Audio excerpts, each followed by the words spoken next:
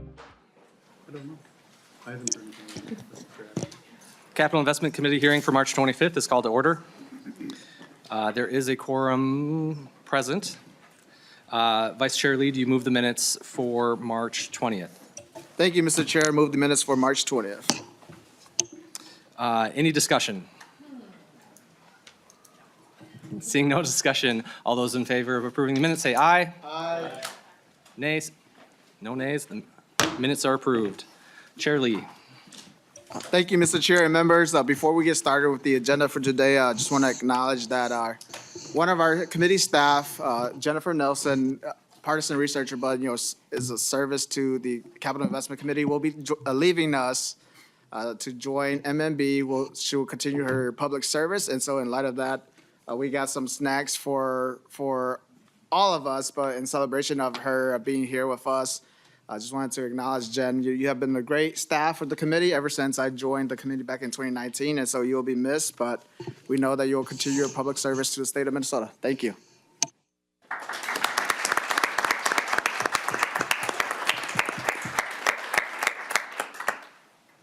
Members, today we will hear several affordable housing bills. Some of these bills authorize HIBs, others, which is a type of an appropriation bond, while other bills authorize traditional GO bonds. As a reminder, all the bills today will be heard on an informational-only basis.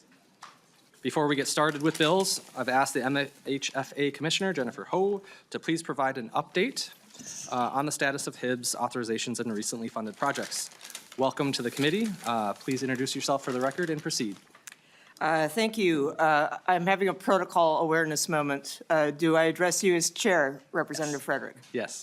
Chair Frederick, Chair Lee, Chair Franson, members of the committee. My name is Jennifer Ho, and I am the Commissioner of Minnesota Housing. I'm here with Dan Kitzberger, who's my legislative director.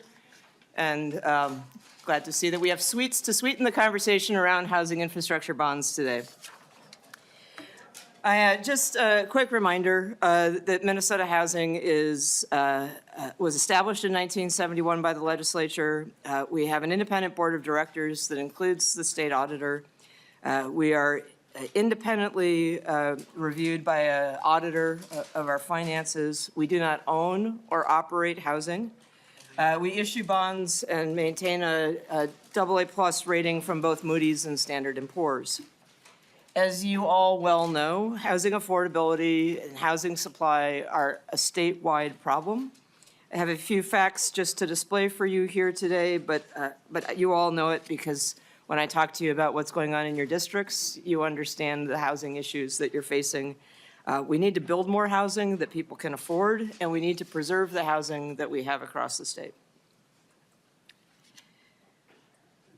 Housing requires kind of a different kind of financing tool than typical general obligation bonds. And that's because only about 5% of housing in the state would be eligible for general obligation bonds by being publicly owned. The vast majority of housing, especially housing that targets lower income families, is privately developed and privately owned.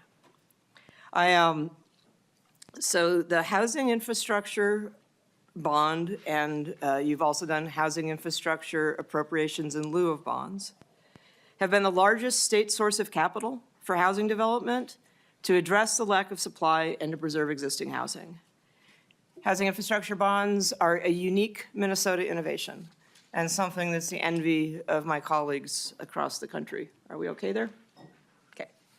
The other thing that's important to note is that state investments in housing infrastructure bonds have a one-to-one leverage of other resources, including federal resources like the Home Investment Partnership Program, the National Housing Trust Fund, and low-income housing tax credits. Housing infrastructure supports a continuum of uses. It helps us preserve federally assisted rental housing. These are apartments that have dedicated U.S. Department of Agriculture or U.S. Department of Housing and Urban Development rental assistance that allows the residents there to make sure that you have an abundance of sweets today. To make sure that we keep housing affordable. This serves low-income renters, including seniors or people with disabilities who are on a fixed income or working families. It allows us to build and rehab permanent supportive housing, which is an evidence-based practice for breaking the cycle of long-term homelessness for people with chronic health conditions. It allows us to create affordable housing for seniors. I love saying age 55 and older because it makes me feel particularly old. It helps us do acquisition and infrastructure repairs in manufactured home communities, which is some of the most deeply affordable housing that we have in the state. It allows us to develop single-family homes, including on community land trusts. And it allows us to do the construction of more deeply affordable rental housing and cooperatives. As you asked for a progress report, this is really housing infrastructure at work. If you take a look at the investments that the legislature has made between 2012 and 2024, we've seen almost 10,000 units impacted by this. Over 800 million of committed resources. And then the leverage that I was talking about, a total of $1.8 billion of total development costs for these projects spread across rental housing, new construction and preservation, single-family development, and manufactured home community infrastructure. Both the single-family and the manufactured home community infrastructure were new uses that were added in 2018 and 2020. That's on a map. This is housing infrastructure at work across the state. I know the dots are small, but the blue dots are rental housing, the reddish maroon dots are single-family investments, and the green dots are manufactured home communities. So you can see that these housing infrastructure bonds have had impact in communities all across the state. I'd love to put more dots on the map. Our annual consolidated requests for proposals, where we bring funding streams together to make it simpler for developers to come in, as opposed to having to apply separately for each flavor of money that we have available, will open in April. And we'll have both a multifamily consolidated RFP as well as a single-family consolidated RFP. I think that this is an opportunity for us to take the results of this legislative session and match your investments to new projects by the end of the calendar year, which is a remarkably efficient way for us to put the money to use. The highest scoring applicants are matched to funding sources.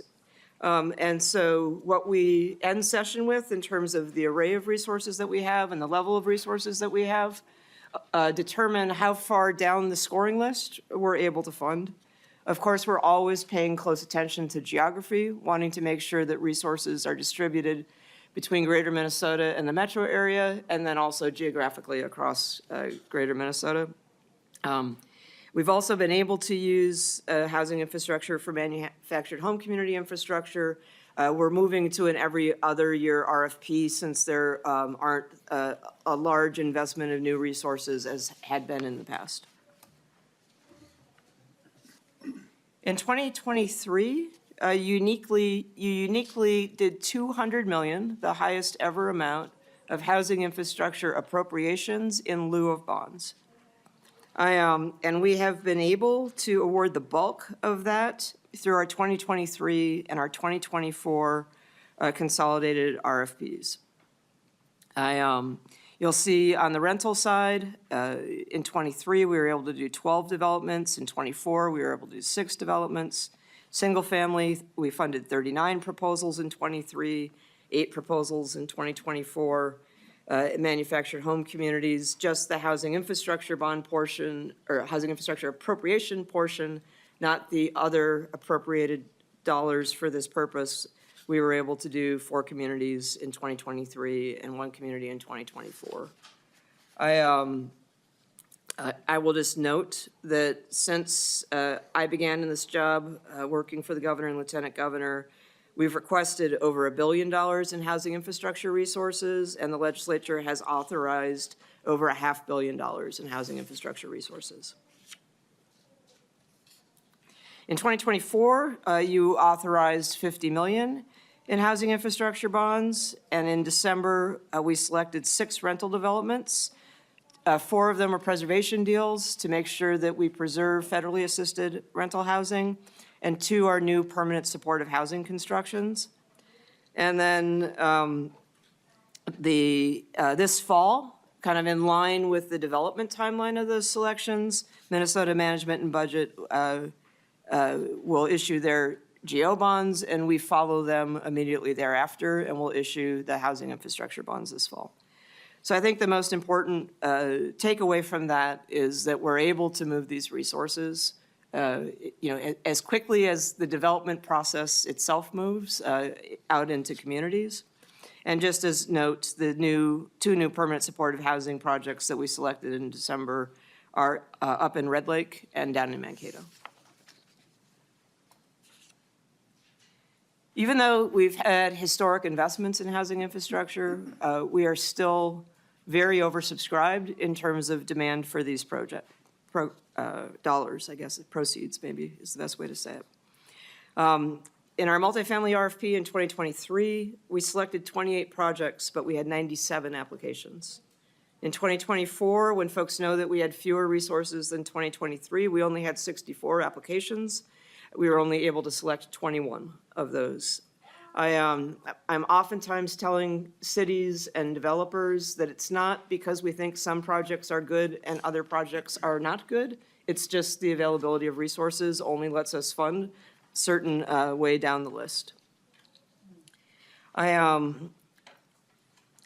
So one of the things that we're thinking about as we are preparing to issue the consolidated request for proposals for 2025 is that compared to, on the rental side, of having $330 million in state and federal resources that were awarded in 23 and 24, in 25, we expect that number could be as low as $30 to $45 million in awards, and that's contingent on federal funding levels and how that plays out in terms of how we bring money together. On the single-family side, in 2023 and 24, we were able to award $174 million, and in 2025, we're anticipating that that could be as low as $15 to $20 million. I want to just give you a sense of what we do. In December, we were out in the parking lot on a very cold morning at Bickham Court, formerly known as Perspectives in St. Louis Park. This is an $8.6 million investment of housing infrastructure to preserve 56 units of permanent supportive housing. The residents of these apartments had heard that Perspectives, the nonprofit that owned them, was declaring bankruptcy. And the residents were very concerned that they were going to be displaced. A nonprofit, Trellis, was able to step in and negotiate a purchase agreement and at the same time get an application into our consolidated RFP in order to do necessary upgrades and preservation to the property to make sure that it was a high-quality living environment for the people who lived there. This is a quote from the residents. When we found out that we didn't have to move, it was a huge relief. This burden I was carrying on my shoulders was finally lifted. Cobb Cook Place in Hibbing is a $4 million investment of housing infrastructure that will build 52 new homes. The development includes affordable and workforce units, units for people with disabilities, and units for people who have recently experienced homelessness. It's actually a fairly complex deal because it's an old site with a reconfiguration, but it will allow us to continue to have affordable housing that suits a range of needs up in Hibbing, and I'm looking forward to going up and celebrating that project.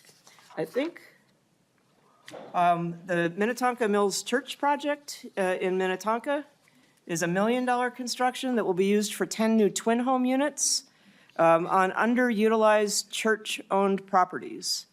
All of these units will be placed into a community land trust. When they're sold, it will help make sure that they have continued affordability in perpetuity for future owners of these single-family homes. And this is Welch Place up in Duluth. This was awarded funding in 2023, $5.2 million in housing infrastructure for 30 units of permanent supportive housing, which includes a 24-hour front desk. It's located next to Wadena West, which was previously funded, which provides efficiencies and also property management and services for the residents there in Duluth. Say hi to Bev.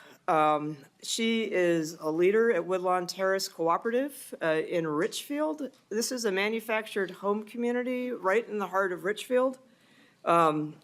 They did a $712,000 housing infrastructure investment that allowed them to repave really rutted, potholed roads and connected the city water system to the manufactured home community. So I'm not an engineer, but the quality of the water from the well in the community had really degraded, so that it not only wasn't drinkable, but it caused harm to people's appliances, plumbing fixtures, toilets, and showers. And so being connected to city water is game-changing for this, the Woodlawn Terrace residents. We couldn't do any of this without you. So thank you so much for the investments that you've made, and glad that we could update you on the progress that we've made putting them to work with our partners out in the community. Happy to take any questions. Thank you, Commissioner Ho, for your presentation and coming before the committee for the second week in a row. Members, any questions? Representative Myers. Thank you, Chair. Thank you, Commissioner. I don't know if we'll have the pleasure again to see you in housing later today, but maybe. Dan, for sure, sir. Yeah. Question I had for you, what's the current interest rates between GO bonds and housing infrastructure bonds? Commissioner Ho. Chair and Representative Myers, there is a small difference in the interest rate, about 1/4%. Okay. Representative Myers. Thank you. And do you know what our current debt service is on housing infrastructure bonds right now? Commissioner Ho. Chair Frederick and Representative Myers, I am so glad that I have Dan with me today. Dan, do you have it at the ready, or can we get back to you in just a moment? Sure. Representative Myers. Thank you, Chair. And a follow-up to that, from your experience, do you think it's better to have this ongoing debt service versus maybe looking at putting something in the base? And I'm interested to hear your take on that. Commissioner Ho. That's like Christmas. I think we need more housing, and the supply and shortage issues impacts communities all across the state. It impacts housing stability for kids. It impacts employers that are trying to grow. It impacts how people age in the community of their choice. I think the housing infrastructure bonds have been a great tool in the same way that when you buy a house and you take out a 30-year mortgage, the idea that you're paying for it over time has really been a great innovation for us. But obviously, base funding is really key to what we do. I don't think I've ever had to think about it as an either or. As the Go Big Commissioner, I'm going to go with the both and answer. Representative Myers. Thank you, Chair. Yeah, and just trying to look at some of the budget numbers, best use of our money, what the debt service is, really trying to get your consideration on what that impact would be, again, with a base amount versus, continuing with these housing infrastructure bonds. So I appreciate it. Thank you. Thank you, Representative Myers. And to your previous question, I think we have an answer from our fiscal staff. Mr. Lee. Mr. Chair and Representative Myers, annual debt service for housing appropriation bonds, which includes a slightly different earlier version of housing appropriation bonds, the 2012 supportive housing, is about $38 million a year. And once the currently authorized but unissued housing appropriation bonds are sold over the next few years, it'll grow to about $41 to $42 million a year. Sounds good, Nick. Representative Sexton. Thank you, Chair Frederick. My question goes back to slide 5. You talked about single-family homes and community land trusts. Can you just expand on a community land trust, and does that help scoring as far as winning housing in local areas? Commissioner Ho. Chair Frederick, Representative, so community land trusts have been around for quite a long time.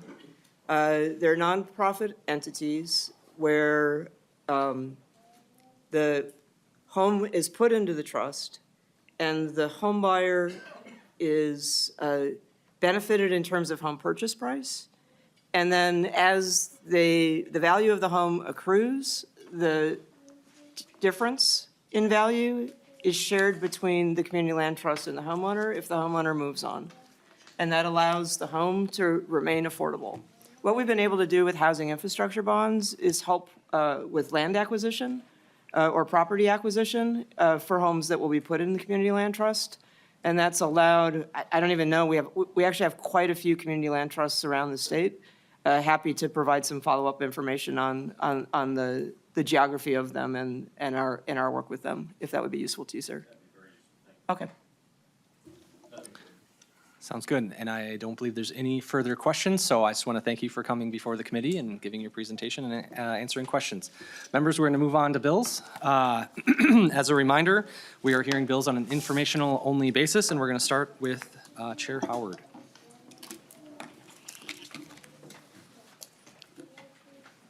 Chair Howard, welcome to the committee.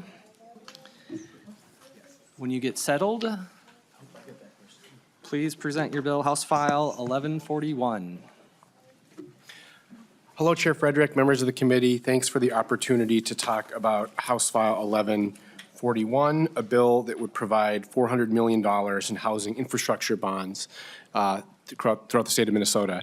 The commissioner did a great job of explaining how valuable housing infrastructure bonds are as a tool. They're really our state's bread and butter resource to provide housing from border to border, apartments, homes to rent, homes to own, homes from border to border. This is our tool to provide thousands of units. And I wanted to underscore a few parts of the presentation that I think are relevant for us and expand on it. One is that the needs across the state of Minnesota continue to grow as it relates to finding homes, especially homes that are affordable. More than 600,000 Minnesotans are cost burdened, meaning they're paying more than 30% of their income in housing. That number was 500,000 just a few years ago. And so the trend line when it comes to access to homes that people can afford should trouble all of us greatly in this body. And we see that need borne out when developments come to seek housing infrastructure bonds. Even with our historic investments over the last 2 years, Minnesota Housing is still saying no 2 or 3 times for every time they're saying yes. And so what this bill does is provide a level of resource and housing infrastructure bonds that matches the need across the state that would allow us to do what Minnesotans, I think, whether we're living in urban, metro, suburban, rural, are all asking us, which is to do something about housing. And this would do something about housing in a big way. I think I'll stop there. Would invite a good dialogue and turn it over to my testifier. Thank you, Chair Howard. I'd invite the testifier to introduce yourself for the record and proceed. Chair Frederick, members of the committee, thank you for the opportunity to testify today. My name is Kelly Law, and I'm a senior policy and field building advisor with the Minnesota Consortium of Community Developers. We represent nonprofit affordable housing developers and operators working across Minnesota, providing both rental and homeownership opportunities. Our members support the development of housing across our entire state and house our local workforces, seniors, families, and people in addiction recovery in need of supportive services. I'm here to ask you to support, on an informational basis, House File 1141 and invest in housing infrastructure bonds. Minnesota is experiencing a severe housing shortage. We are more than 100,000 units short of demand, which is contributing to increasing costs for both renters and homeowners. While there isn't one single solution to solve our state's housing crisis, there is a relatively simple way to solve our housing shortage: preserve what we have and build more housing. Last winter, one of our members, Project for Pride in Living, finished construction on 40 units of housing for individuals with substance use disorders. This project would not have been built without HIBs. Right now, housing operators are facing unprecedented challenges that are largely outside of their control. These include unparalleled increases in operating costs and rental arrears, significant challenges with public safety, and dramatic changes to property insurance costs and coverage. If these organizations are not stabilized, we risk losing decades of public investments into the affordable housing sector, which means families with low incomes could lose their homes or be forced into homelessness. We are grateful for investments made in HIBs in past sessions, but we know that applications for funding, as the Commissioner demonstrated, far outweigh the number of funds available each year. By passing House File 1141 and authorizing new housing infrastructure bonds this session, we can address Minnesota's housing shortfall, signal to developers that funds are available for new affordable housing projects, and get more people into stable housing. Thank you to Representative Howard for authoring this bill and for being a partner in this work, and thank you for the opportunity to testify. Thank you for your testimony. Members, any questions? Seeing none, Chair Howard. Thank you, Chair Frederick. I want to make it just a few last points. One is that it's critical we keep the pipeline flowing here to build more homes. It's not a unique, I would think, conversation for capital investments to talk about how investments now are going to be less costly than investments later. The more we defer, the larger cost growth. So now is an opportunity, and it would be a mistake to go backwards. And so this bill reflects that. And then the last point I wanted to make, I wanted to take a crack at Representative Meyer's question to Commissioner Ho as well, which is this sort of conversation about should we be providing base level funding for these investments or using housing infrastructure bonds? And I can't help but make the point I make often, which is that, yes, we absolutely should be making more general fund investments in housing, but we have to recognize that currently our general fund budget for housing is about 0.25% of our general fund budget. If our entire state budget, general fund budget, was a gallon jug of water, we're spending less than a tablespoon on housing. And so that's why an innovative tool like housing infrastructure bonds are so critical, and the amount of resources that we can leverage by using this tool makes it a tool that we should pursue in any circumstance, but especially if we're not, if our body doesn't have the political will to do, frankly, what I think we need to do, which is make much more public general fund investments when it comes to housing. Thank you, Chair Howard. And that concludes that bill. Next up, we have another bill from Chair Howard, House File 1770. Chair Howard, would you like to introduce your bill? Thank you, Chair Frederick. We'll keep the good times rolling here. This bill would provide capital investments to help us build a critical piece of our housing continuum, an affordable source of homeownership, and that's manufactured housing. Just as in way of a preview, before turning it over to my testifier, I'll just note that manufactured housing is actually the state's largest source of affordable home ownership in the state of Minnesota. And with public investment, we can make sure that that housing stays in the control of Minnesotans. And this proposal, this tool, is a valuable way to make that so. And so with that, I'll turn it over to my testifier. Thank you, Chair Howard. Please introduce yourself for the record and proceed. Chair Frederick, my name is Todd Prafke. I work for the city of St. Peter, Minnesota. I've been there over 27 years and have been a city administrator in Minnesota for over 35 years. Housing is the most significant issue that we faced in St. Peter and for most of our communities throughout Minnesota. This bill puts together a very small but big sum of money that can impact cooperative manufactured housing. It's a significant issue that we see in many, many, many communities, and the development of that infrastructure, the improvement of that infrastructure, dollar for dollar, impacts the ability of low to moderate income residents of this state to be able to afford something where they can even build a little bit of equity and have a little bit of stability. As you all know, and you've seen many studies, housing is one of the primary indicators of quality of life within our community. Test scores, health, all of those things are interconnected with this. And while this is not the most significant share of our homes within the state of Minnesota, it's a very important segment for those folks that are 80 to 60% AMI within our communities. St. Peter would take resources like this and develop, again, it's important to note that this is in a cooperative model. So this isn't and not to disparage anyone, Mr. Chair, but we have all probably driven by a manufactured housing community that looks pretty rough. That is not the case for the cooperative efforts that we see going forward.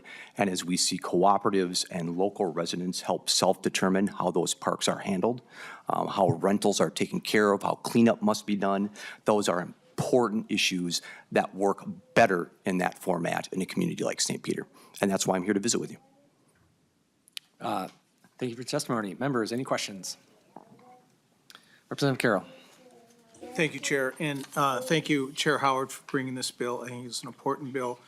I grew up in a town that had a couple of manufactured housing developments in it, and as the testifier mentioned, they were very, very, very modest. And we have one in Plymouth, where I represent. When I was on city council, I first went by it, and I was a little taken aback by the appearance of it. But talking with the residents there, they were so proud to be there. Some of them been there 30, 40 years. They want to be there, notwithstanding the modest appearance of it. They keep it up, they take care of it. So I think this is a wonderful opportunity to promote, affordable housing. And thank you for doing it. Thank you, Representative Carroll. Representative Scraba. Thank you, Chair Frederick. Just looking at your literature here, I'm trying to find how many homes are you looking at with the investment? Do you have a rough estimate of how many homes? I know we're 100,000 and we're trying to do housing outside the metro, trying to expand it into quads and duplexes and all these different types of housing, but this seems to be more single family. And what's the investment? How many homes do you think we're going to get? Thank you, Mr. Chair. Chair Frederick, Representative Scraba, it's a good question. At the level of investment, 10 million, I can get you some estimates on what we would actually seek to build, but this would probably fund a handful of projects. But to the point of, for a little bit of money, that would be transformative for those handful of projects. When we are able to make one of these conversions into cooperatives, it not only turns around that development to the pride part that Representative Carroll mentioned, allows communities to really have that self-determination about what their property looks like. And so I think at this level of investment, we'd see a handful of really significant investments. And thank you, Representative Scraba. Mr. Chair. I had it, and I should have wrote it down. But the amount of money, I got to pass. I had it. Go ahead. Pardon? No. Okay. Any other member questions? Representative Carroll. Thank you, Chair. Just a quick follow-up. I forgot to mention the energy efficiency. I assume it's probably increased quite a bit. Can you talk about that briefly? Chair Howard. Sure, Representative Carroll, by leveraging sort of the off-site construction pieces of this, we're able to deliver high-quality, energy-efficient homes faster and at a lower cost than conventional homes. And so that's a critical part of this as well. Mr. Chair, if I may? Proceed. To answer that question, just a little bit more level of detail and go back to the cost per lot question. St. Peter has done quite a considerable bit of work on this, and let me address that as best as I can. First of all, I think it's important to note that as we think about manufactured housing, we are talking about facility-built housing, not just houses on wheels. And there's a significant difference in that. And so energy efficiency, structure, life cycle is much improved over what we may have seen 20, 10, 30 years ago. And so I think that's important to note. And from my perspective, that type of housing falls into the ability of this bill to support. From an infrastructure perspective and the cost per lot, what we typically see in St. Peter for water, sewer, stormwater, electric, sidewalks, street, curb and gutter, all those things for a 100-foot lot is usually in excess now of $90,000 per lot for a 100-foot lot. Because of the density that we see with these housing opportunities, we can see that significantly reduced into the range of 30-ish to 45-ish, which is significant. Public infrastructure is what makes these things go. Quality water, roads, streets, that privates sometimes struggle to cover. In a cooperative effort and with cooperation of a local unit of government, we can see dramatic improvement in the quality over the long term. Thank you for that. And Representative Scraba, do you have one quick, concise follow-up? I remember, thank you, Chair. And then, what's the proportion from greater Minnesota to Metro on these dollars? Because I know the last time we went through this, 2 of them got to greater Minnesota and the rest were kind of down here, just trying to find some parity. Thank you, Mr. Chair. Thank you, Representative Frederick. I don't have the exact breakdown in front of me. I do know that of the total resources that Minnesota Housing deployed over the last investment, there was quite a bit of regional balance. I mean, we're hearing about this proposal from St. Peter. I think when I've heard from folks on the manufactured housing issue, it is truly statewide. And so the goal here would be to provide investments that's spread all across the state. Thank you. Representative Perez-Vega. Thank you, Mr. Chair, and nice to see you, Representative Howard. I was lucky enough to serve in housing my first year, and I know how important it is for projects like this. In regards to, Scrabby, you kind of asked my question, but we're tagging along here. I wanted to ask about the consistency once these developments happen, because I met with Anita in my district, and they were able to do something similar with money from the state like 25 years ago, 30 years ago. But now those houses are in deep need of repair, and these are workforce laborers, folks with low income, and so they're kind of like left with the struggle now that the cabinets are falling, or they need better infrastructure with the streets and the potholes that are surrounding. So I guess like the longevity of, this is the request, what is the consistency of maintaining these new projects that are not going to be new in 30 years? Chair Howard. Chair Frederick, Representative Perez-Vega, by making these public critical infrastructure investments, that is what really does create the longevity. And when you compare that to potentially sort of a private sale of one of these, where maybe an entity is coming in there and they don't quite have the same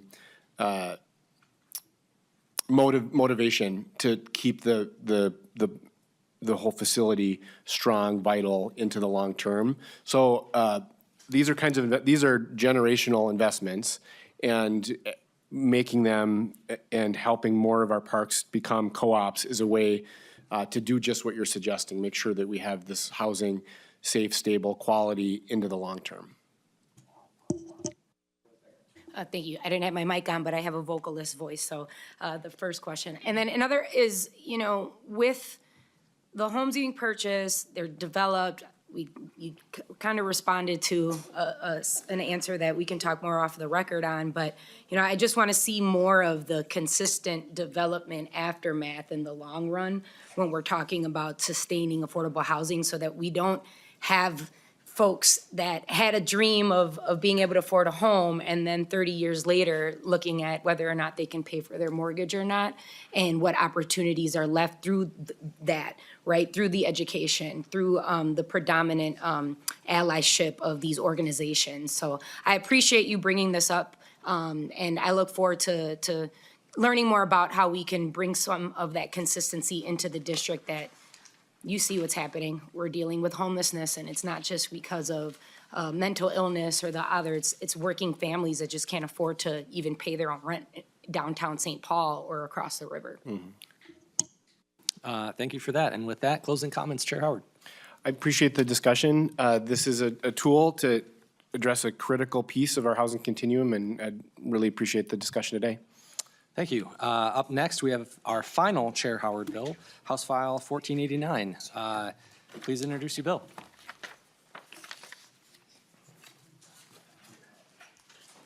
Excuse me, I've got papers here.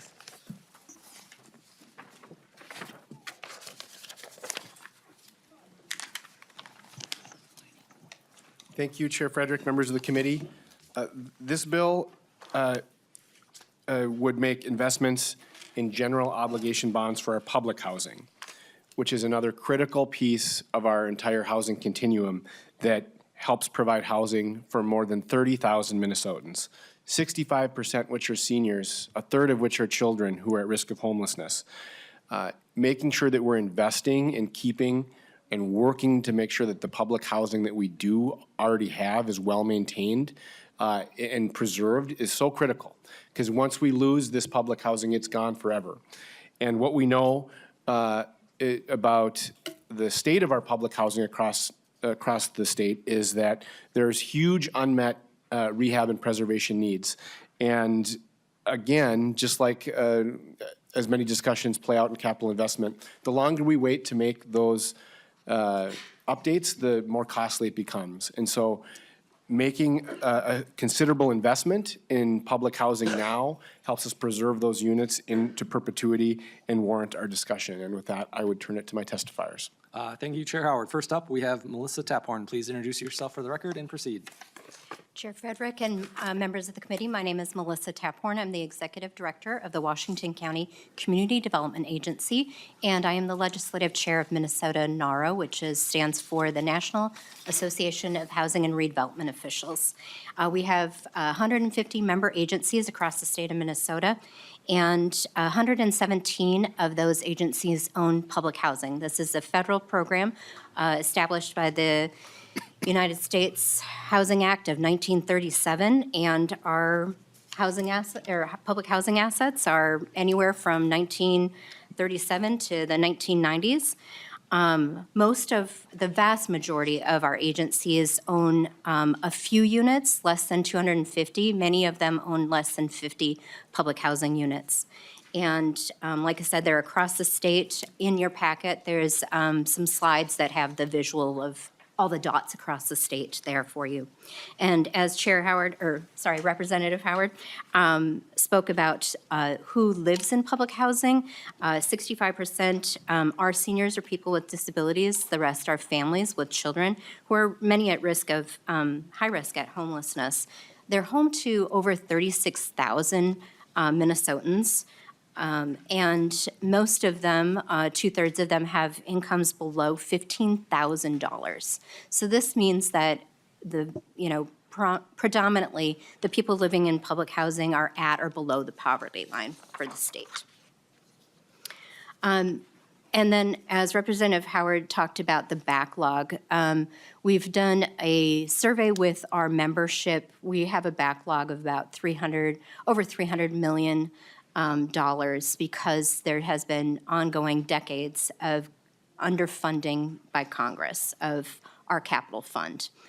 Over the past 5 years, capital funds have paid for $227 million in capital improvements at public housing, and thank you to the legislature for allocating state general obligation bonds, which have funded the publicly owned housing program and funded a little over $100 million of our capital improvements as well. But that leaves $172.5 million of unmet need. Some of that we fill with levy or other local funds. And then I want to talk about a few examples of the publicly owned housing program loans that have been put out there. One and pictures again in your packet. Red Wing HRA, their Jordan Tower public housing units. They had a boiler and air handler project, and this was in 2017. They replaced 2 boilers and air handlers in that building. These systems were original to the building when it was built in 1974. That total cost was $729,000, and the POP funds, the publicly owned housing program funds, paid for $552,000 of those. St. Paul PHA, or Public Housing Agency, their front high-rise building, they did similar things. It's usually non-sexy projects, the air handlers, the furnaces, the plumbing, those kind of things that are failing. So in their development, they were doing the air handlers and the furnaces, much larger building than Red Wing. So they're development used $3.8 million of PHA funds, $1 million from the Federal Home Loan Bank of Des Moines, and $1 million of the publicly owned housing program. And then my agency, the Washington County CDA, we have a 40-unit public housing building in Forest Lake called Whispering Pines. We had some code compliance issues, exterior repairs, and interior rehabilitation needs. Most of that was code compliance with the elevator, the roof, and the fire suppression system. Our total development or project cost was just over $1 million. We had $398,000 of POP funds. We had the federal capital funds of $150,000, and then we allocated just under $500,000 of our own CD8 levy.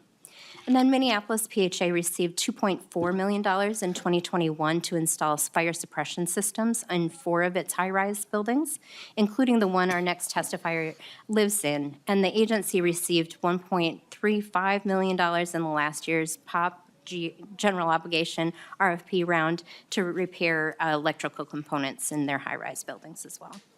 So just want to thank you for past allocations of general obligation bonds, and those have leveraged federal and state or local dollars.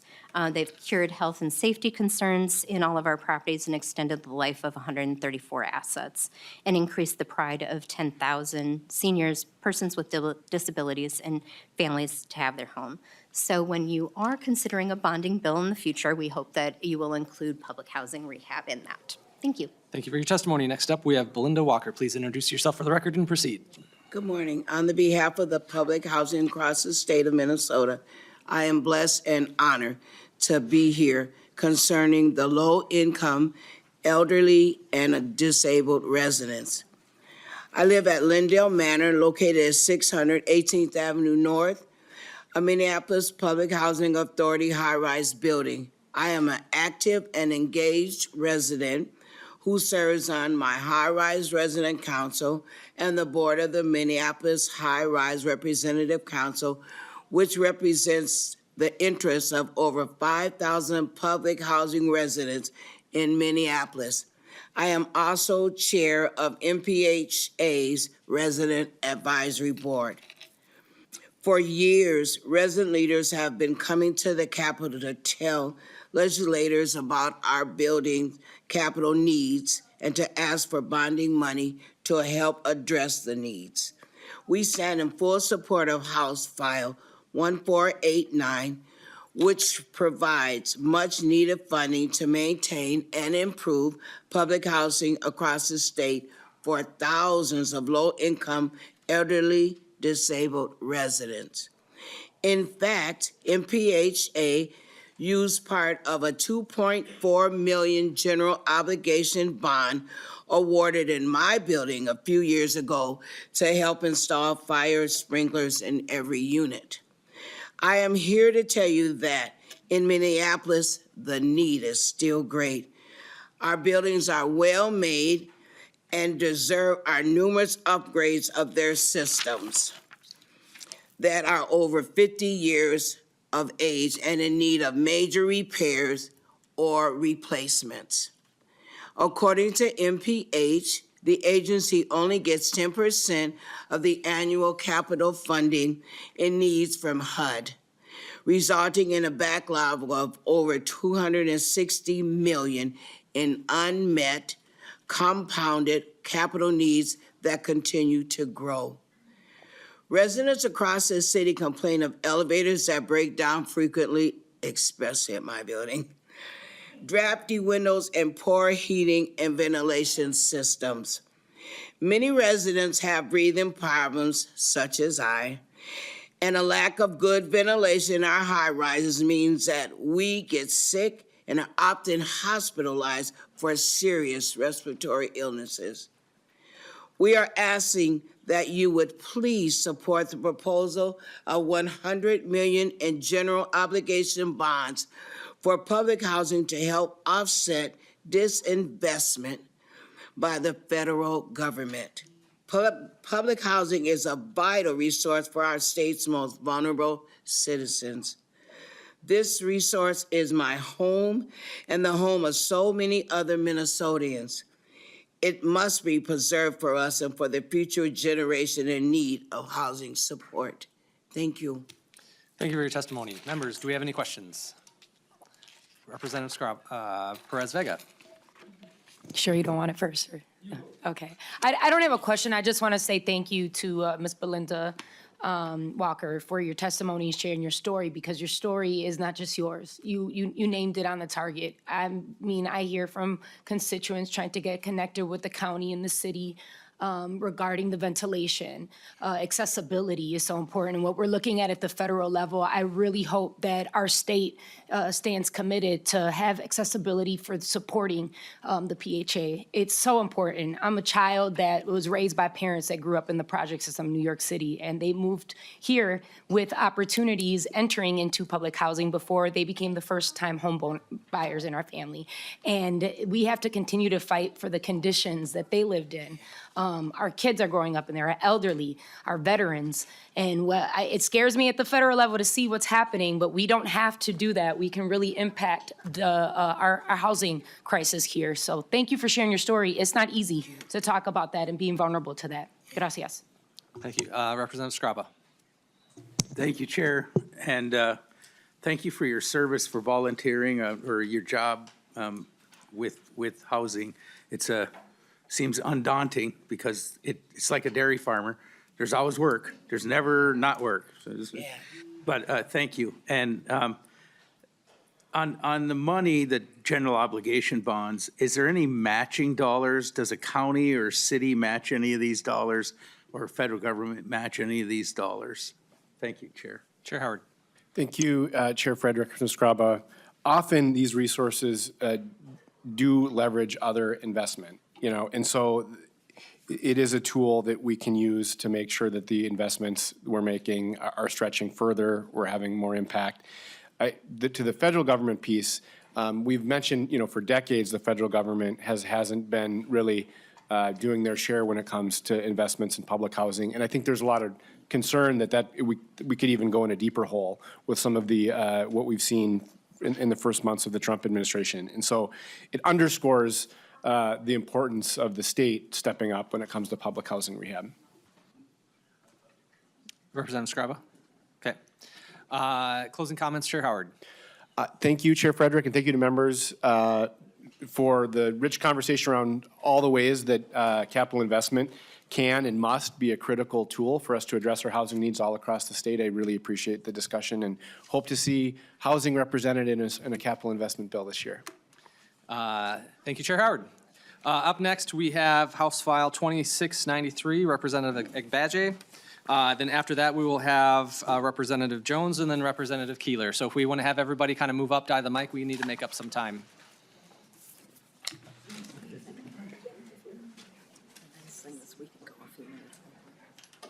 Right.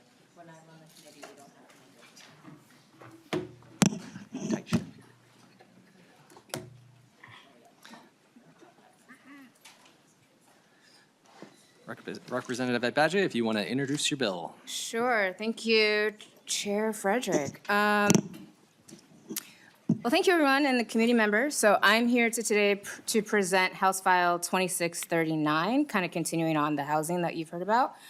So this is a bill related to expanding the use of housing infrastructure bonds to include in its use the creation of what's known as locally owned housing. So throughout the session, we continue to hear about the need for affordable housing and how Minnesota has a lack of housing, especially for low and middle income workers and families. And this bill offers a way to address part of that problem. By understanding the role that local jurisdictions can play in our housing needs, this bill gives the opportunity for cities and counties to create, own, and maintain housing in their own communities. Some counties in Minnesota have already embarked on creating locally owned housing to sustainably respond to the lack of consistent and permanently affordable housing. These programs are marked by a couple of characteristics that set them apart from other publicly funded programs. First, they are permanently affordable, as they stay in the public trust for decades or longer. They're also self-sustaining. The flexibility in these programs allow counties to rent to a mix of income ranges for the purpose of meeting needs of various communities and to create a self-sustaining housing program that can keep up with ongoing operating costs. So those higher rents and the market rents that they use can also help subsidize and pay for the entire locally owned program. For some counties, building locally owned housing complements the work of other developers by filling holes in the housing market where those groups can't or won't build. And while this is a growing trend with different counties around the state, it needs state investment to realize its full potential and become a fully self-sustaining model. So in short, this bill will create a revolving loan fund at MHFA that will be accessible by local municipalities, supported by housing infrastructure bonds. The loan would also be used to develop or rehabilitate housing to meet community needs, and that housing would be owned by the municipality for at least 50 years. And the bill also outlays requirements in terms of what the housing would look like, is making sure that it has varied affordability levels to create sustainable housing. And so knowing that our time is limited, I'll turn it over to my testifier who can say more about their experiences with locally owned housing. Welcome back to the committee. Please introduce yourself again for the record and proceed. Chair Frederick, my name is Melissa Taphorn, and I'm the Executive Director of the Washington County Community Development Agency, and I'm here today to testify in support of House File 2148, a bill that would significantly help in the creation of new permanently affordable housing choices in our communities. For many years, the Washington County CDA has invested in locally owned housing options for our county. The CDA owns and operates 990 locally controlled housing units in 10 cities, in addition to the 160 federally subsidized housing units that we own. These rental communities are owned by the CDA and funded with a mix of funding sources, including local levy and county bonding dollars. They are not federal public housing units, but they belong to the public. We are looking for ways that we can add to the supply of our locally owned portfolio. And as the housing needs in our communities have increased, so has the diversity of needs. Residents in our communities not only need deeply affordable housing, but at all levels of the affordability scale. We believe locally owned housing fits a key need that neither the private market nor the current public programs can fix alone. The number of federal public housing units has not grown since October 1st of 1999. The Low-Income Housing Tax Credit Program is an essential tool in creating new affordable housing, yet the annual allocation falls grossly short of the need and the demand. These tools simply cannot fill the need or sustain the operating costs of a strong, diverse housing continuum. This is where the locally owned and controlled housing comes in. Currently, we can step in where the private market is unable or unwilling to finance a project. We do not compete with the private and affordable housing developers. We complement them. The problem is that we lack access to consistent funding mechanisms to scale this program into a self-sustaining model. In this way, the model fixes three critical gaps in our current system. First, it provides much-needed immediate capital for counties ready, willing, and able to build more housing, but for the lack of funds. Expands a model of affordable housing that sustains itself by using market rate rents to subsidize the lower rents, and pay for operating expenses. And third, keeps subsidized housing permanently affordable. With modest state investments, we could unlock a powerful tool in supply and affordability. The locally owned housing program is specifically designed to be self-sustaining in terms of operating costs. Using a mix of deeply affordable, and market rate units, the program pays for itself as higher rents subsidize the entire housing stock. We strongly support your consideration in the future of this bill. And thank you, Representative Agbaje, and to the committee for considering this bill in the future. Thank you for your testimony. Members, any questions? Not seeing any. Closing comments. All right. Well, thank you so much for your time. We appreciate it. And as you guys are considering additional housing uses for the capital investment bill, I hope you will consider this one as well. So thank you so much. Thank you, Representative Agbaje. Next up, we will go to Representative Keeler, and then Representative Jones after that. Representative Jones, if you want to move behind the testifier table to help keep us moving along. Representative Keeler, if you want to introduce your bill.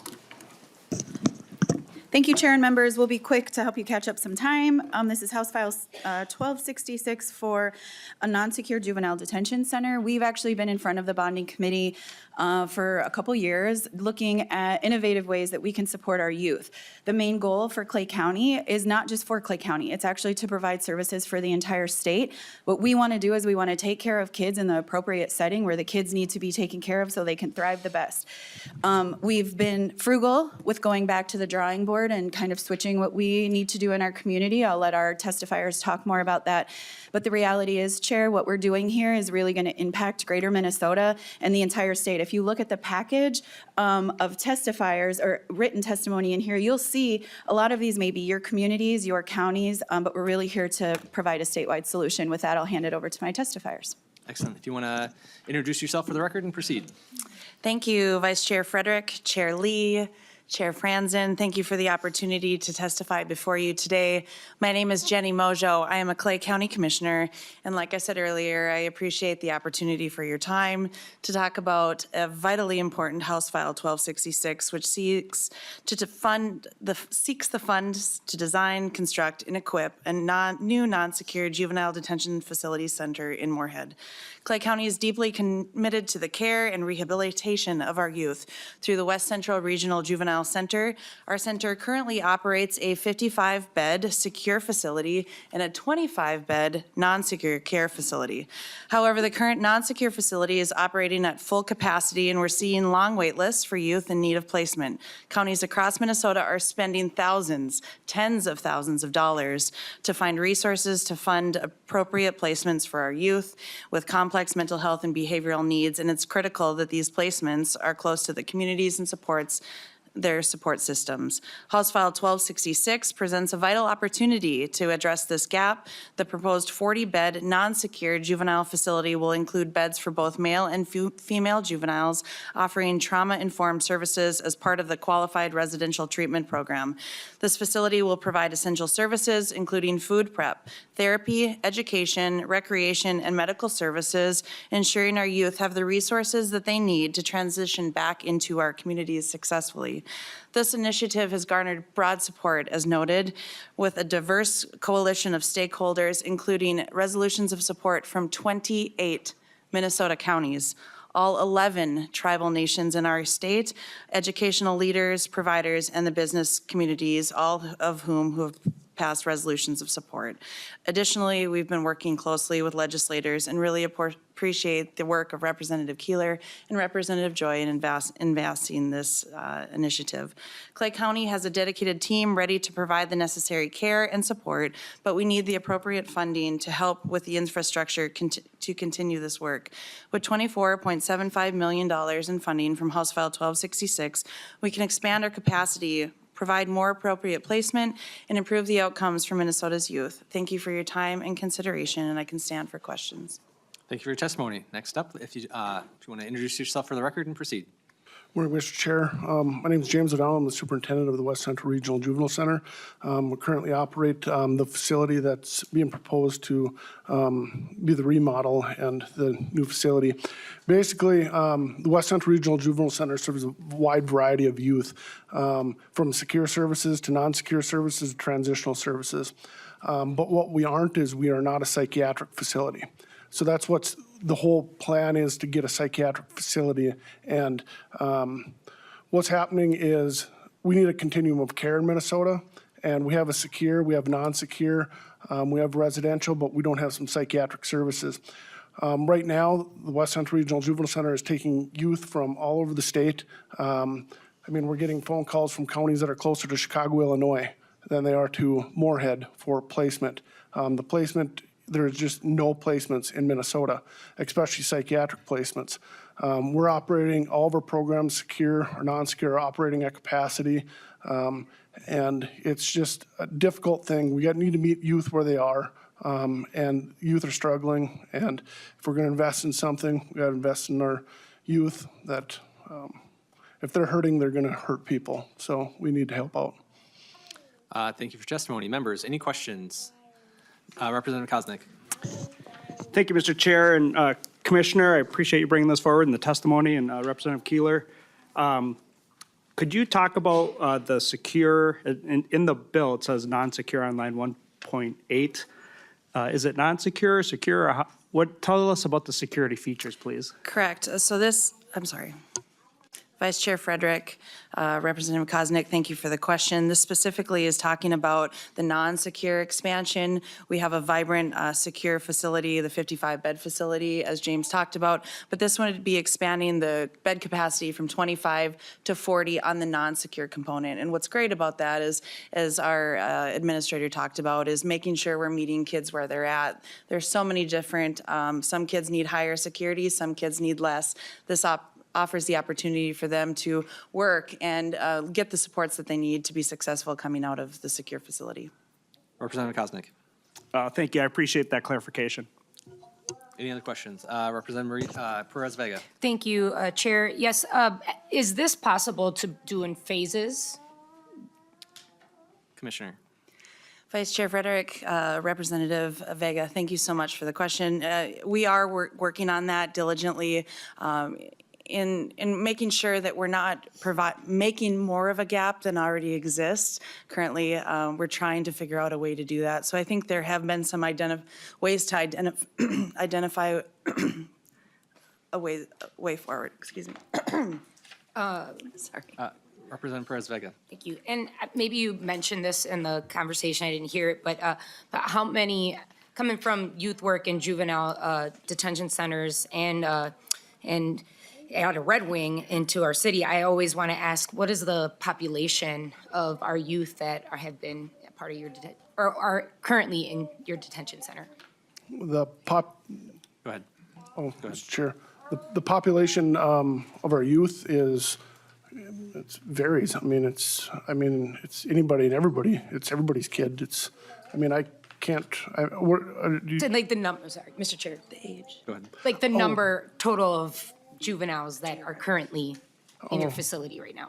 So we're operating, we average about 65 kids in all of our programs, and they're coming from all over the state, and there's all different backgrounds in there. Right now we have, for geographic, we have about 9 kids from the metro area that's in our facilities right now. And we got some from, the Iron Range area to the Arrowhead, so. Representative Perez-Vega. So just noting on the record that these are kids from throughout the entire state that would be helped to not continue going into a prison pipeline, correct? Most definitely. Okay. Can I follow up? Any other questions? Can I follow up? Yeah, absolutely. Let you. Vice Chair, can I also have a caveat to the question? I think it's important to note that we are currently serving children as low as 10. My child called me today excited to talk about the tennis shoes in which he was going to wear to school. He's 10 years old. There are 10-year-olds that we are serving in this facility. I just want to say that I'm appreciative, Representative Keeler, that the work that you're doing in this space. I serve on the Human Services Committee with you. We heard the bill presentation there as well. It's a need, it's needed all over the state. So I'm very grateful that the work that you are doing and your community that is doing for this as well. So I just wanted to thank everybody here. Closing comments. Thank you, Chair and members. You have an opportunity as the bonding committee to save lives in Minnesota. I'm not sure that opportunity comes in front of you regularly. This has been an emotional undertaking for not only me, but my entire community. We have done a massive amount of work to partner with our higher ed institutions so that we're not retrenching the professional pathways that we need so that we can build something sustainable. We have worked with our local chamber to make sure that our business partners are behind us in this. It's a big undertaking to put facilities like this in our community. And I just want to say how proud I am of Clay County. We are building a giant mecca with very small puzzle pieces to try to come together to serve our most critical youth. And they're not just our youth, they're yours. If we don't support our kids within the state, we either ship them out of state at high expenses that the state pays for, we house them in hospitals for far longer than we need, or we house them in locked facilities where they're not able to get the supports that we all need. This is not a partisan issue. Representative Joy was going to join us, but he's in taxes and we're all over the place, just making sure that this is border to border, bipartisan support for our kids. Thank you. Thank you, Representative Keeler. Next up, we have House File 244 with Representative Jones, and then after that, we will have House File 807 from Chair Youakim.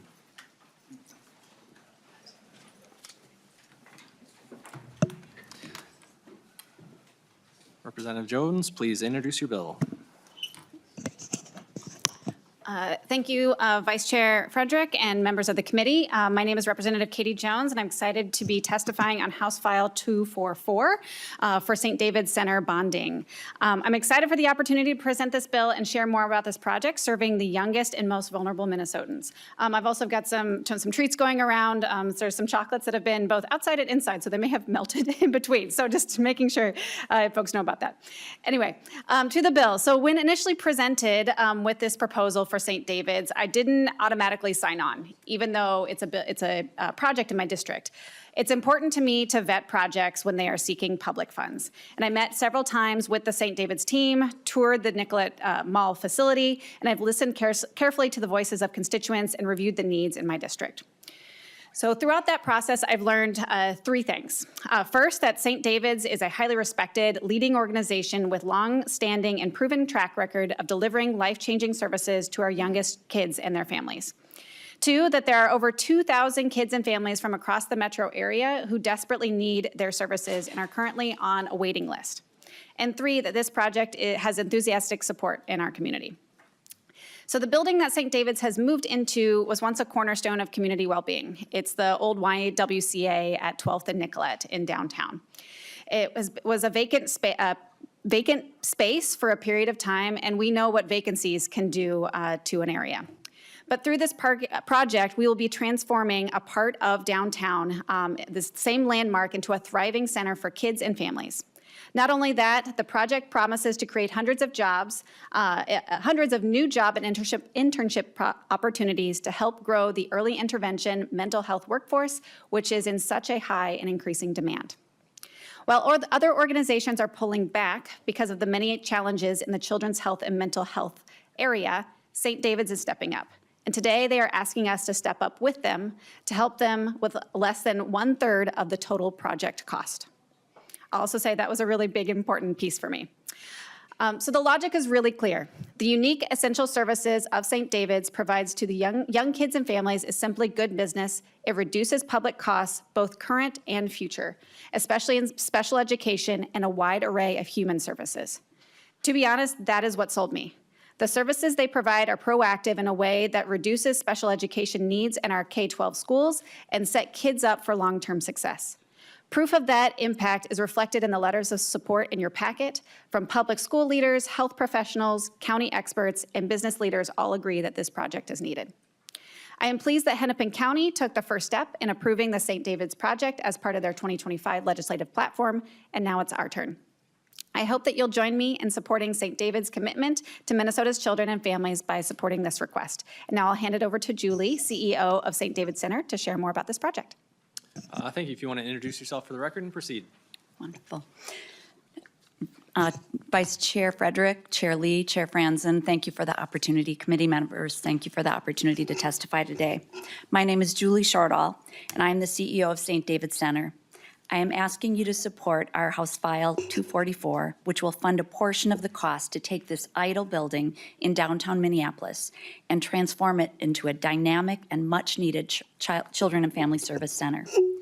St. David's Center is a nonprofit organization with a 64-year-old history providing critically needed services for children and families. Today, St. David's offers a range of services, mental health and developmental therapies to over 7,000 children, parents, and individuals with special needs.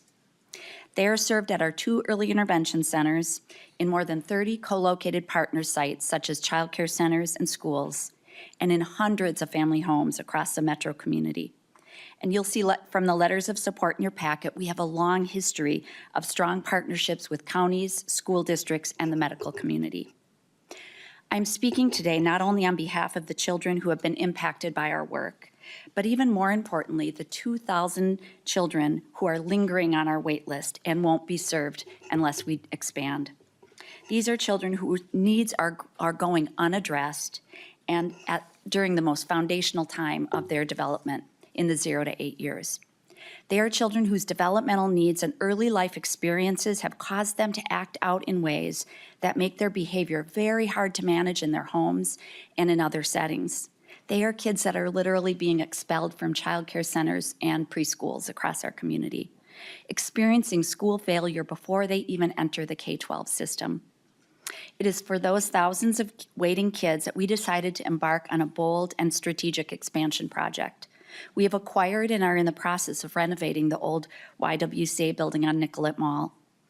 With our renovation plan as laid out in the PowerPoint that we submitted, we are taking an unutilized fitness center and transforming it into a vibrant center for children and families.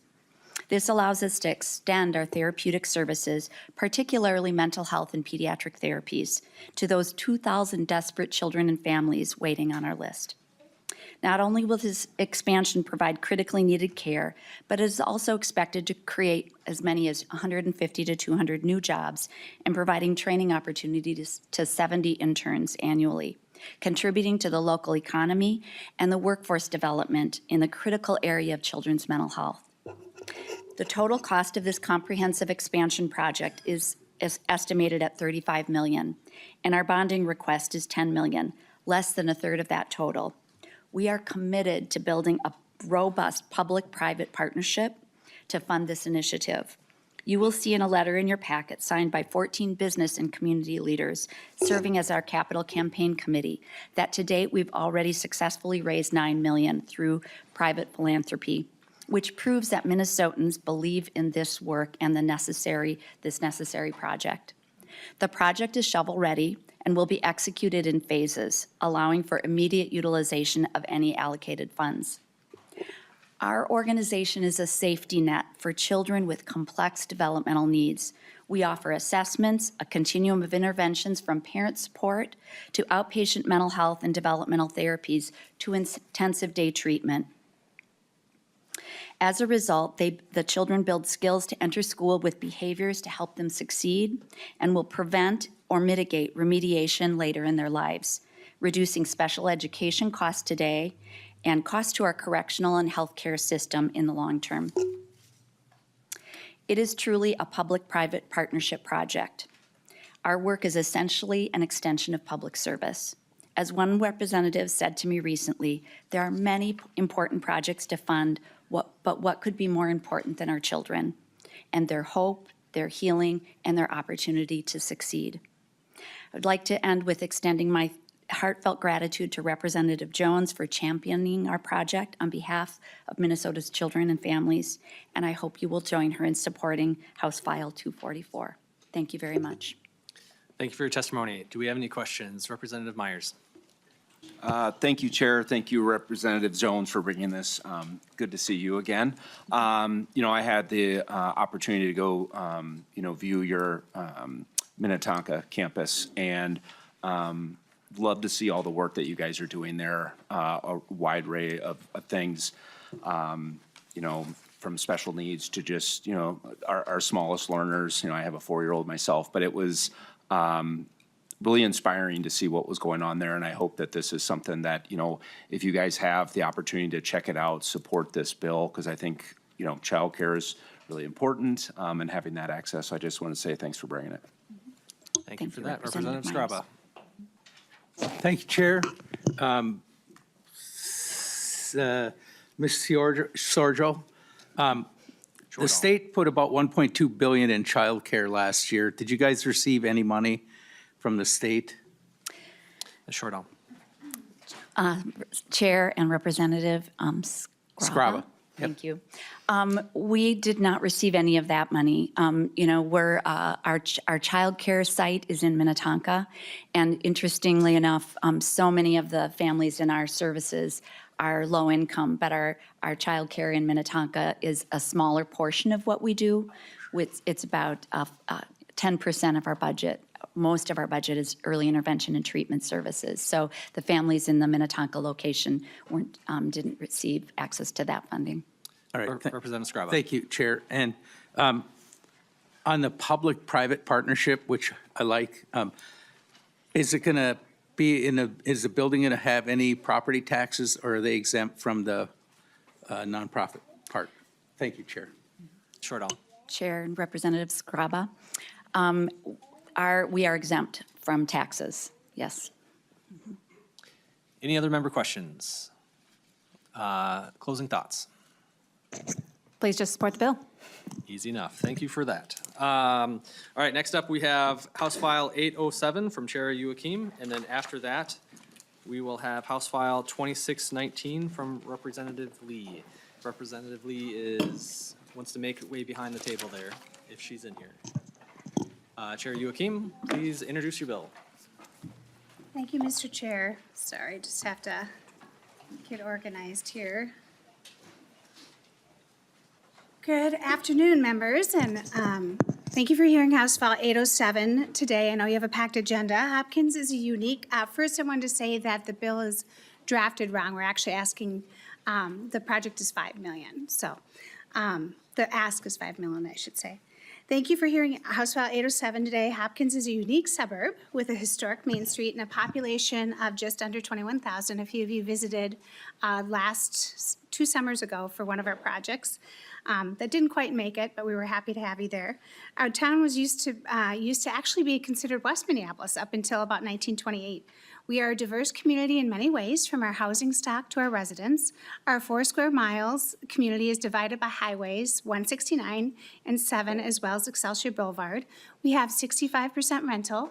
Our population is 38% BIPOC, and our 30% of our households make under $35,000 a year. Our mayors and city councils, past and present, have a passion for community engagement to inspire, educate, involve, and communicate. That is hard to do when areas of your city that have the largest densities are cut off from our major gathering places along Main Street. That is where this project comes in. It would build 2 larger park buildings in areas of high multi-unit housing for the community to gather in.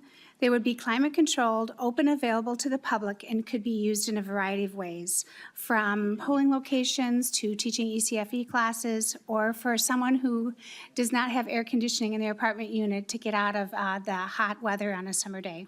The project would give our community an incredible opportunity to meet the needs of our residents, needs which Special Projects Manager Lila Imhi from the City of Hopkins will explain. You also have a 1-page handout in your packets for the project. Great.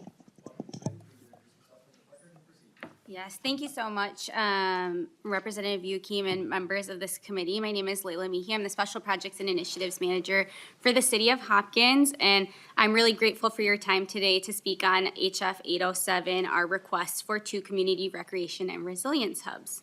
Our Mayor, Patrick Hanlon, was unable to be here today, but he also extends his gratitude for your time. As Representative Youakim said, the city is asking for $5 million in bonding support for 2 community park buildings, which can be used for recreational, educational, and climate resilient spaces to help our residents connect, gather, learn, and participate in government. These buildings will also offer safe shelter during times of extreme heat or other climate events, providing a safe space where residents can plug in medical devices, charge other devices, and receive EMS services in the most severe cases. As Member Youakim shared, we're a very small community, just 4 square miles, and most of our residents, despite being sandwiched between big cities like Edina and Minnetonka, we're not a super wealthy community. Most residents make around $67,000 annually. So we, while again being in the West Metro, I think a lot of people think of us as a wealthy suburb, and we are just a small suburb trying to do the best for our residents. These buildings will replace existing park buildings that are aging and falling apart and were not built to accommodate gathering or community space beyond small winter warming house use.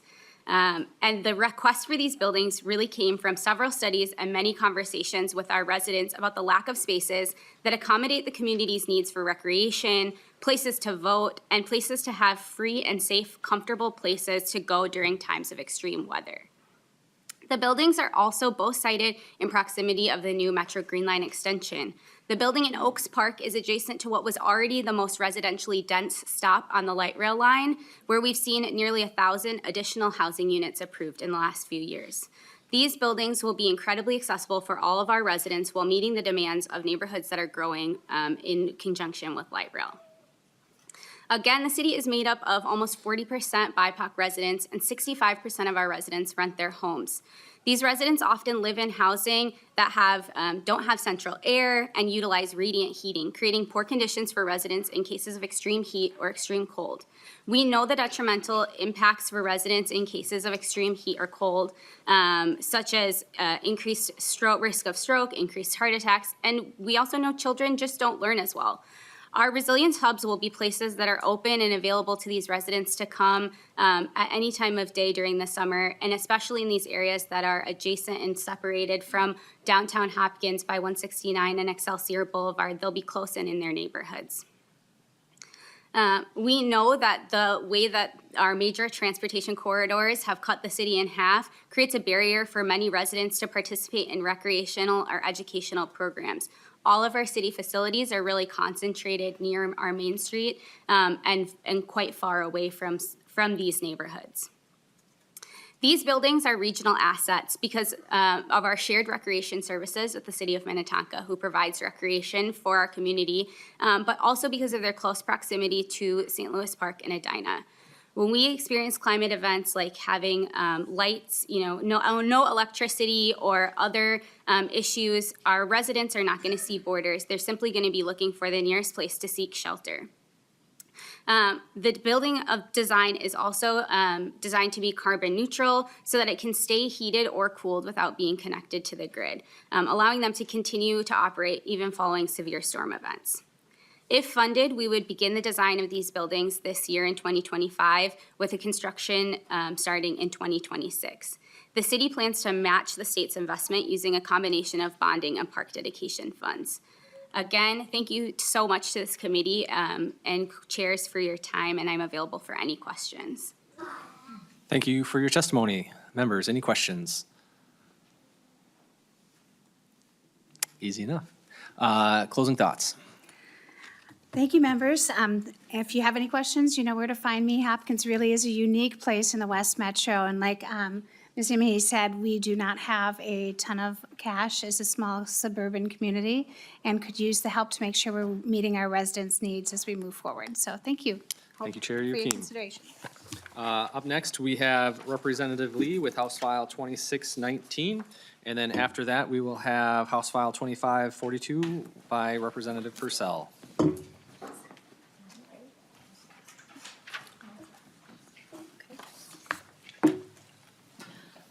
Representative Lee, please introduce your bill. Great. Thank you, Chair and committee members, for allowing us to present House File 2619 today. This bill is on behalf of Face to Face, which is a trusted community partner that has worked with local governments to support our youth for more than 50 years here in the Twin Cities, but also serving kiddos who come from across almost across the entire state. But to this bill, House File 2619 would provide $8 million in housing infrastructure bonds for an affordable housing project geared towards youth at risk of being homeless. This is both an important and exciting project for the East Side because these funds would allow for construction of a multi-use complex providing 24 units of deeply affordable housing for our youth with supportive services. And I'd note that in the bill, because this is informational, line 1.14 currently says 20 units, but we intend to offer an amendment to update that to 20. It says 20, and we intend to update that to 24 at a future committee stop. And since we're not at the site today, I'd also like to note that Face to Face has identified that this complex would sit directly across the street from their current medical service site, which provides a variety of health services to youth and the surrounding community. So without further ado, I'll yield the rest of my time to my testifiers and be open for questions later. Thanks. Thank you, Representative Lee. First up, we have Hannah Yetachu Cruiser. Am I saying that? Okay. Please identify yourself for the record and proceed. Thank you, chairs. Thank you, committee members. My name is Hannah Getacho Cruiser, and I serve as the Executive Director of Face to Face Health and Counseling, which is located over on the east side, and we have another location as well in downtown St. Paul. And thank you for the opportunity to testify in support of House File 2619, which is, again, as Representative Lee indicated, as a project to build housing to support deeply affordable housing with support for young people within the ages of 18 to 24. It's about expanding access to essential health and wellness services, and also, again, the opportunity to be able to have access to our main office and all the services we provide. Our mission at Face to Face is really to advance economic and health equity for young people while providing support and opportunities and access to so that they can build on their strength and really achieve their aspirations. And who we serve, we've been around for over 53 years and been serving young people between the ages of 11 to 24. And experiencing, in most cases, disparities around housing, health, education, and employment. Just last year, we have served over 5,000 young people between the ages of 11 to 24 across all the different services that we provide. That's an increase, a 60% increase from previous years for us. As we've been hearing, and as we know, our community's needs are increasing, particularly around children and young people that we serve in our community. So we have 6 different areas of programming, which is really around healthcare, medical and mental health, again, housing, education, employment, youth justice, really disrupting the cradle to prison pipeline, and really community education. Our housing started, the program that we've been doing has started when the state of Minnesota and Ramsey County came in to help with, requested face-to-face to start something for the east side that has to do with building resources for youth experiencing homelessness. So since then, we have been providing a drop-in shelter and also opportunities to expand services and partner with landlords so that we can subsidize rent while we provide the support. We've been able to house about 80 young people at any given time in that way. And so really our mission is to expand access, as we talked about, and really being part of the solution for this lack of deeply affordable housing, as evidence suggests that housing with support is credited for violence prevention, health and wellness improvement, and all the different areas that young people can benefit from. Next, we'll be just talking a little bit about the details of the project. Please introduce yourself for the record and proceed. Hello, my name is Sarah Larson. Thank you, committee members, chair. I'm a principal at Landing Group. We are assisting face-to-face with the financing of this project. I'll just highlight a couple things. I know you're short on time here. Face-to-face, as you've heard, is intending to build 24 units of supportive housing. However, without infrastructure bonds, housing infrastructure bonds, this critical housing type cannot be built. It is considered supportive housing.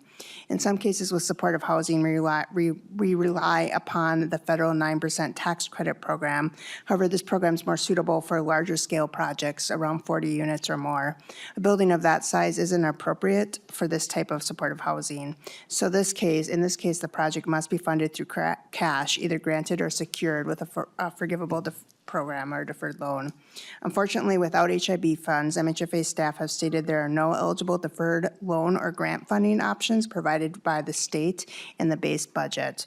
100% supportive housing developments are not an eligible use of the Economic Development and Housing Challenge Fund, which is the funding typically allocated through the budget for new construction. So projects like this must rely on housing infrastructure bond. So though this project will meet the goals and priorities of the Minnesota Housing Funding RFP that will come out, as you heard earlier, in a month, and will likely be very competitive and a high-scoring project, the project may still not receive funding without HIB as a funding source. Thank you for your testimony. Members, any questions? Not seeing any. Closing comments.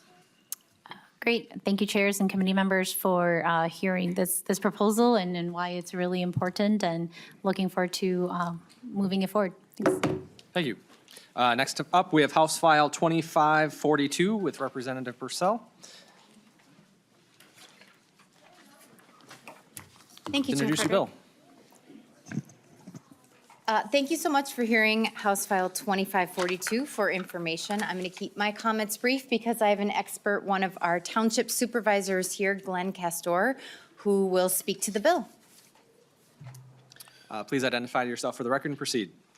I'm Glenn Kester. I'm a township supervisor, Bridgewater Township, which is between Northfield and Faribault.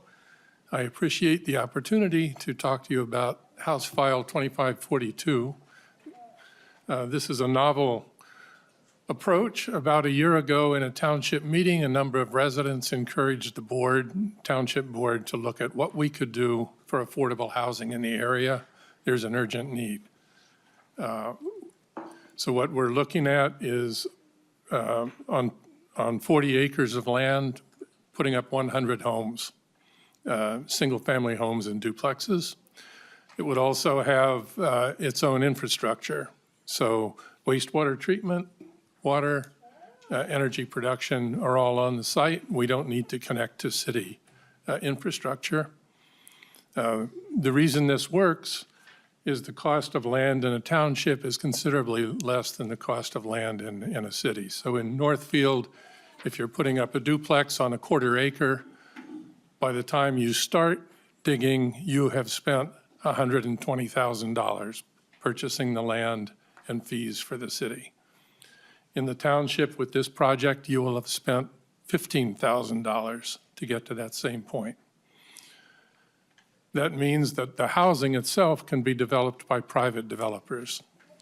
And to that end, one of the things we're doing is working with a modular homes company in Detroit Lakes, Dynamic Homes, to produce more energy efficient modular homes. We have an example in Northfield of affordable housing development where houses were built to be more energy efficient with the help of a group from the University of Minnesota. So where a normal house, 13,000 square feet, uses about 16,000 kilowatt hours a year. 1,300, yeah, 1,300, right. This uses about 700. So we're moving in a direction. We would like to put in infrastructure next year and start the housing development next year. Are there any questions? Thank you for your testimony. Members, do we have any discussion? Not seeing any. Representative Pursell. Thank you, Chair Frederick. There's a letter of support from Bridgewater Township in your packet, and I will just note it was interesting to watch the housing infrastructure presentation at the beginning of this committee, and there were no projects in Rice County, but we could change that. Thank you. Thank you. Now the pressure's on. Chair Lee is up next. Got to make sure I'm doing this right. You want to introduce your bill? Thank you, Chair, and thank you, members, for hearing this bill, House File 1340. So real quickly, the bill would just allow an expanded use of HIBs that we heard earlier today for adaptive reuse or building conversions. And I'll turn it over to my testifier why we're bringing this forward. Please introduce yourself for the record and proceed. Thank you for having me. Mr. Chair, committee members, my name is Tom Parent, and I'm the Senior Operations Officer for Minneapolis Public Schools. Thank you for the opportunity to provide some thoughts on House File 1340, and thank you to Chair Lee for authoring the bill and initiating this discussion. According to the American Society of Civil Engineers, school buildings represent the second largest sector of public infrastructure in the country, second only to highways. School districts in Minnesota maintain separate budgets for facilities and capital expenses, similar to the legislature's general fund and bonding budgets. The Building Construction Fund, called Fund 6 because of how we report it to Minnesota Department of Education, is primarily made up of the proceeds from bonds and bond sales and pay-go levies that school district across the state use this revenue to update and maintain this critical public infrastructure. Strategic management of a school district's real estate portfolio is critical to ensure that those investments are in the best long-term interests of our communities that we serve. When a school district determines that a building is no longer needed, there is an importance for the district to get fair market value for the property as the proceeds from the sale go back into the debt service to offset future property tax increases from future investments. Oftentimes, that financial objective can run contrary to community needs or aspirations. In Minneapolis, like communities across the state, affordable housing is at a critical state. At some point in their K-12 journey, 1 out of every 5 students in Minneapolis has experienced homelessness or the threat of eviction, which is why Minneapolis Public Schools partnered with the City of Minneapolis, Hennepin County, the Minneapolis Public Housing Authority, and the YMCA of the North to create our Stable Homes, Stable Schools program.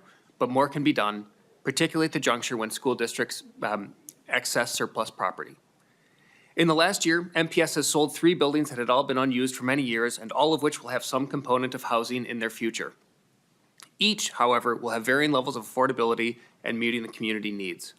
One developer, The Link, is a nonprofit that provides housing for teens experiencing homelessness, which is the type of building reuse that supports our mission to ensure every student receives access to the academic and wraparound supports necessary to be successful.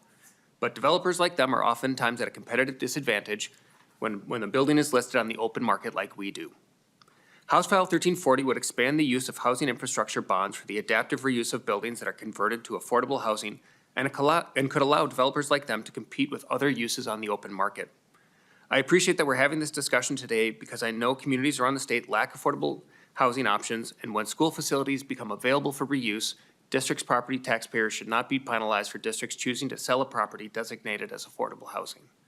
This bill is a good starting point for a discussion of how to incentivize the construction of more affordable housing while protecting our local property taxpayers from shouldering more of the burden. Thank you for the opportunity to testify. Thank you for your testimony. Members, is there any questions? Representative Scriba. Very brief, thank you, Chair. Representative Lee, this is basically, it's not allocating any dollars, it's just changing to be able to use that building for something other than what the statute says now. You're just trying to add to the statute, correct? Sure. Thank you. Thank you, Mr. Chair. Thank you, Representative Scriba. So yes, that's correct. This bill would just expand the use for building conversion, adaptive reuse, so that if there's an empty building in any of our district that doesn't serve a purpose of housing, if there was a nonprofit developer who may want to take over that building to help build the housing that's needed in our community, that's an eligible use of HIBs, and they will still have to go through the process, that was presented to us before from Commissioner Ho from Minnesota Housing Finance.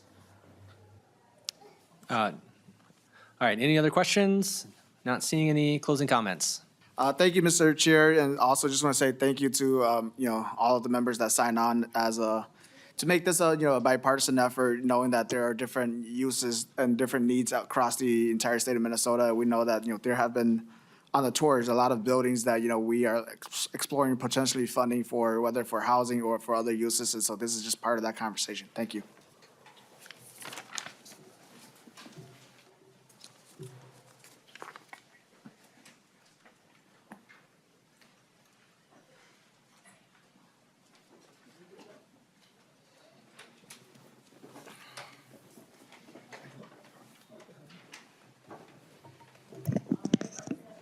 All right, Representative Frederick, you may state your name for the record and proceed. Thank you, Madam Chair, Representative Luke Frederick. Today we have House File 1709, and it is for infrastructure bonds. And so I'm just going to keep it brief and turn it over to testifiers right away. Please state your name for the record and you may proceed. Yes, good morning, Chair and members of the committee. My name is Chad Adams, and I'm the CEO of the Southwest Minnesota Housing Partnership, a nonprofit community development corporation serving 30 counties across southwest and south central Minnesota. We have offices located in Slayton and Mankato. Our organization builds homes and delivers a comprehensive menu of housing services with a mission to partner with communities to develop places for people to call home.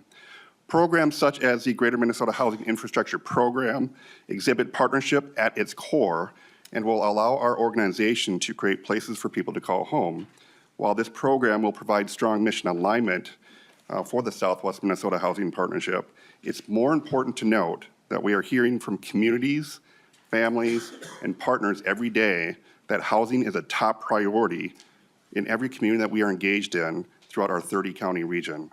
At present, we are receiving extraordinary demand for our organization to write grant applications for this Greater Minnesota Housing Infrastructure Program and to partner with communities or other private sector builders to create more homes. Our organization is already needing to make very difficult decisions on which communities we can partner with for this program, because there's only $8 million available for this upcoming release, which should open up here hopefully in the next couple of weeks.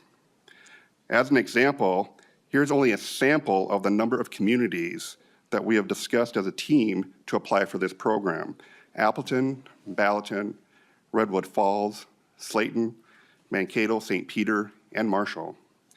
At the Southwest Minnesota Housing Partnership, we have a strong record and reputation of partnering with communities and finding creative ways to leverage state funding with city and county funding, private banks along with federal grant or loans, and private sector contributions. We plan to use this infrastructure program for that very purpose, to leverage other funding to build homes, and we recognize that this new program will not provide the solution to the substantial housing needs throughout our region in greater Minnesota, but it will be a highly valuable tool that will secure private sector investment and other public partnerships to grow our local economies. It has become necessary for our organization to secure multiple sourced investments on our projects rather than just one source. Fortunately, we have dozens of communities that are willing to provide land write-downs, tax abatement or tax increment financing, or share a portion of the public infrastructure, but they're not able to fill all the gaps on their own that are needed between the cost of construction and land development versus the actual marketable sale price. I'm here today to ask for your continued partnership and investment in producing more homes in greater Minnesota, including for our community land trust in Mankato and St. Peter, where we plan to place and build 25 homes in the next 3 years. Minnesota has been experiencing a significant housing shortage for far too many years, due in part to the decades of unpredictable state investments to leverage for projects. In greater Minnesota, we've also lost far too many contractors and developers to build housing supply. A program such as the Greater Minnesota Housing Infrastructure Program will provide the opportunity and more stability needed for contractors and developers to come back to the housing industry and grow the number of homes needed throughout our vast region and state. Thank you to Representative Frederick and Pursell for authoring this bill and for the opportunity to testify today in support of the program. I look forward to answering any questions you may have for me today or in the future. Thank you, Mr. Adams. We have a testifier via Zoom. Mr. Boulay, did you want to state your name for the record and proceed? And members, we have about 2 to 3 minutes, and then we got to go. All right, I will talk fast. Chad Boley, Central Minnesota Habitat for Humanity Executive Director, located in St. Cloud, serving Stearns, Benton, Sherburne, and Wright counties. Just wanted to speak quickly to the need of the Greater Minnesota infrastructure funding opportunity and say that we have over 550 applicants currently waiting for us just to open up our applications. So the demand is extremely high. Home prices, of course, have gone up substantially over the last umpteen years. Just in the last 3 years, home prices in St. Cloud have risen about 30%. Leaving only less than 30% of families within St. Cloud able to purchase a median-priced home at $309,000. So need is extremely high. Home ownership rates in greater Minnesota actually, at least in my area, are lower than what you typically see like in the metropolitan area. In particular, very sadly, African-American home ownership rates in my area is 7.4%. In the Twin Cities area, that would be about a little over 20%. Of that, immigrant families is half of that. So those foundational African Americans, descendants of slavery, anecdotally, since the statistics aren't separable right now, is probably about 2 to 3%. So we have a lot of work to do in that space and the home ownership rate overall. For me, the Greater Minnesota Housing Infrastructure money would be huge to start a stalled development. I have a project, 14 single-family homes, and it's been sitting there for about 6 years now. And this money would kickstart that project. I like to think I'm unique in my area, but in Greater Minnesota in general, construction prices, I worked in Twin Cities for 20 years, and I can tell you that construction prices are the same in Greater Minnesota, however, income levels are lower. And this Greater Minnesota infrastructure money would do huge things to fill that gap. And so I will keep it at that. thinking about our time and just say thank you for the opportunity to speak. Thank you, Representative Frederick, for the opportunity to be here to testify. Thank you, Mr. Boulay. Members, do we have any questions? No? Okay. Final thoughts, Vice Chair Fredericks. It's a good bill, and I'd appreciate the committee's support. Okay, great. All right, members, seeing no further business, we are adjourned.